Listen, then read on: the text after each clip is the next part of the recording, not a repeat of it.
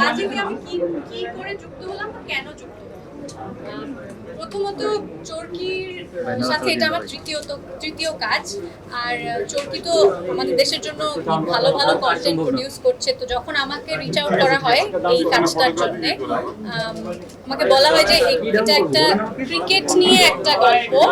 তো সেটা প্রথমে একটা মানে পয়েন্ট অফ ইন্টারেস্ট ছিল যে ক্রিকেট নিয়ে কোনো ওয়েব সিরিজ এর আগে হয়নি। আর আমার চরিত্রটা হচ্ছে একজন সাংবাদিকের চরিত্র। তারপরে আমি যখন চরিত্রটা শুনলাম আমি বুঝতে পারলাম যে এটা আসলে খুবই চ্যালেঞ্জিং একটা চরিত্র। এবং আমি লাস্ট যা কাজ করেছি, সে সিনেমা হোক বা ওয়েব সিরিজ হোক, আমি চেষ্টা করেছি যে এমন কোনো চরিত্র রোল প্লে করতে যেটা আমাকে আমার অভিনয় সত্তাকে চ্যালেঞ্জ করবে। তো আমার মনে হয় যে আমি যে চরিত্রটা, আমার চরিত্রের নাম জিনিয়া। জিনিয়া একজন ক্রিকেট জার্নালিস্ট, কিন্তু বিভিন্ন ধরনের এই বাজি রিলেটেড ইস্যুতে জিনিয়া অনেক ধরনের কি বলবো, ওকে অনেকগুলো লেয়ার প্লে করতে হয়েছে। শুধুমাত্র একজন ক্রিকেট জার্নালিস্ট না, তার ব্যক্তিগত জীবনের কিছু ইস্যু ছিল, তার প্রফেশনাল জীবনের কিছু ইস্যু ছিল। সেইগুলো আমার মনে হয় যে আমাকে ভীষণ চ্যালেঞ্জ করেছে। আমার কাছে চরিত্রটা খুব ভালো লেগেছে। আর আরো অনেক গুণী অভিনেতা অভিনেত্রীরা এখানে কাজ করেছে, সব মিলিয়ে আমি রাজি হয়েছি কাজটা। দেন বাংলাদেশিরা ক্রিকেট খেলা সবাই দেখে।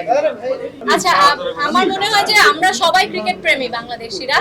আর অবশ্যই ক্রিকেট খেলা দেখা হয়। আমরা আমাদের দেশের ক্রিকেটাররা বিশ্বের মানে এখন খুব গুরুত্বপূর্ণ জায়গায় আছে, খুব ভালো করেছে বাংলাদেশকে একটা বিশ্বে একটা অন্যতম জায়গায় নিয়ে গেছে ক্রিকেটে। তো ক্রিকেট খেলা তো সেই কারণে আমি বলছি, আপনার উত্তর ছিল আমি ক্রিকেট দেখি কিনা। হ্যাঁ, দেখা হয়। তবে হ্যাঁ, আমি বলবো না যে আমি খুব একটা জ্ঞানী এই বিষয়ে বা আমি ভীষণ ক্রিকেট বোদ্ধা, আমি সেই রকম না। কিন্তু জাস্ট একটা স্পোর্টস হিসেবে আমি এটাকে এনজয় করি। আচ্ছা, ভবিষ্যতের কথা এখন না বলি, আমরা এই প্রজেক্টের কথা বলি। অনেকদিন পর স্ক্রিন শেয়ার করেছি একসাথে।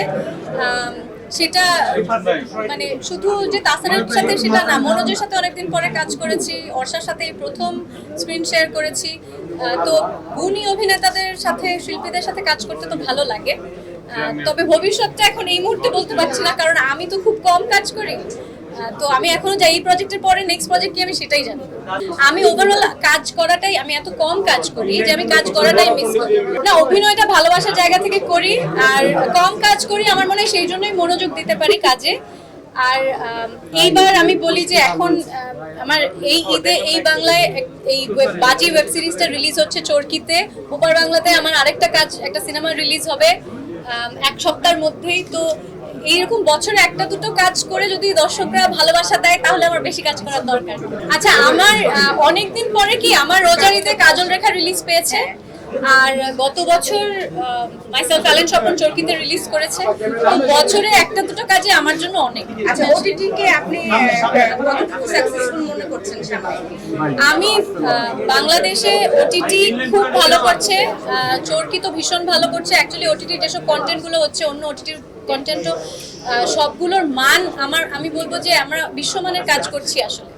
এবং আমি পৃথিবীর বিভিন্ন, শুধুমাত্র ভারত থেকে না, পৃথিবীর বিভিন্ন জায়গা থেকে আমি অনেক কমপ্লিমেন্ট পাই আমাদের বাংলাদেশের মৌলিক কাজ। ঈদ নিয়ে সেরকম কোনো পরিকল্পনা এখন আর নেই। ঈদ তো আর এখন আমার জন্য সেরকম কিছু মানে ভাবা হয় না। আমার মেয়ের জন্য নতুন জামা, কোথায় বেড়াতে নিয়ে যাবে বা ঈদের ছুটিতে কোথায় যাবে, সেটা ওকে ঘিরেই, আমার মেয়েকে ঘিরেই ঈদটা প্ল্যান। আচ্ছা, ওর সেরকম কোনো আমাদের কাজ নিয়ে ওর এত ইন্টারেস্ট নেই, কারণ ও নিজের জগৎ নিয়ে ব্যস্ত থাকে। যিনি আমি কলকাতা থেকেও খুব ভালো ফিডব্যাক অলরেডি পাচ্ছি। মানে এখনো তো ট্রেলারই কেউ দেখেন, শুধু পোস্টার দেখেই অনেকে প্রশ্ন করছে যে এটা কি হচ্ছে, ক্রিকেট নিয়ে কি হচ্ছে, কারণ ওখানেও ক্রিকেট ভক্ত আছে অনেক। এইটা বলবো না, এটার জন্য আপনারা সবাই বাজি দেখবেন। হ্যাঁ, আমার তো আমি যেটা বললাম যে চরিত্রটাই অনেক চ্যালেঞ্জিং ছিল। তবে হয় না যে শুধু সাংবাদিক না, এই জিনিয়া, আমার চরিত্রের নাম জিনিয়া, এবং জিনিয়ার একটা পার্সোনাল জার্নিও ছিল। তো সেই সাথে এক প্রফেশনাল জায়গায় অফিসে আসলে কিরকম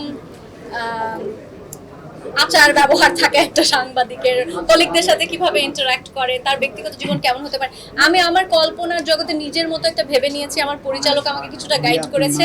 এবার বাকিটা যে আপনারা দেখলে বুঝতে পারবেন যে কতটুকু পেরেছি। আমি এই প্রশ্নের উত্তর আমার মনে হয় অনেকবার দিয়েছি। Home is always home. তো আমার এখানে সবাই পরিচিত, আপনারা সবাই পরিচিত, পরিচালক, কো-আর্টিস্ট সবাই খুব পরিচিত। তো এখানে অবশ্যই কমফোর্ট জোনটা অনেক বেশি। আর তবে ওখানেও আমি 3 বছর এই পর্যন্ত যা কাজ করেছি, আমি খুব সুন্দর পরিবেশে কাজ করেছি, সবাই খুব ভালোভাবে অ্যাকসেপ্ট করেছে।